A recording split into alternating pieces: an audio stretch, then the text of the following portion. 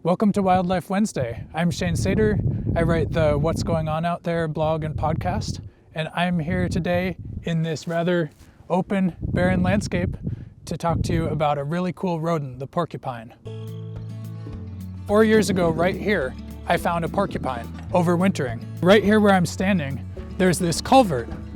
And what I found 4 years ago is that the porcupine was denning in here. What was it doing in this open landscape? We often think of porcupines being associated with forested habitats.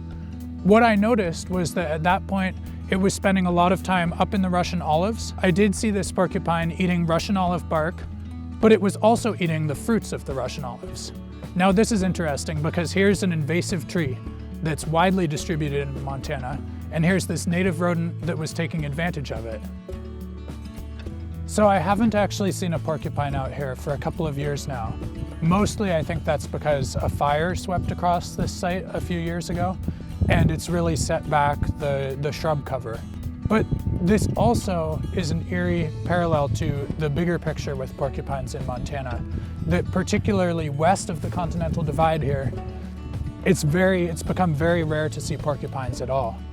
Now this is a huge contrast from back in the 1960s when the Forest Service was actually managing porcupines as a forest pest because of their bark feeding habits. So I talked with Fish, Wildlife and Parks biologist Jessie Coltrane about porcupines in western Montana to get an update. And what she told me is that they're still really rare. This seems to mirror a pattern across a good chunk of the West. So what's going on? Unlike other rodents, porcupines are actually very slow to reproduce. At most, they have one baby per year. And because winters are so tough and they're eating basically this cardboard-like tree bark, it often takes them 2 years in our climate to build up enough fat reserves to have another baby.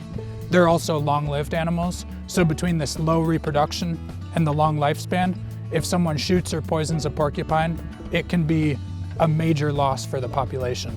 And so it seems like after all of those years of considering porcupines as a pest, it's just really hard for them to recover. So if you see a porcupine, especially in western Montana, consider yourself lucky. Please don't shoot it. Thanks for coming to Wildlife Wednesday.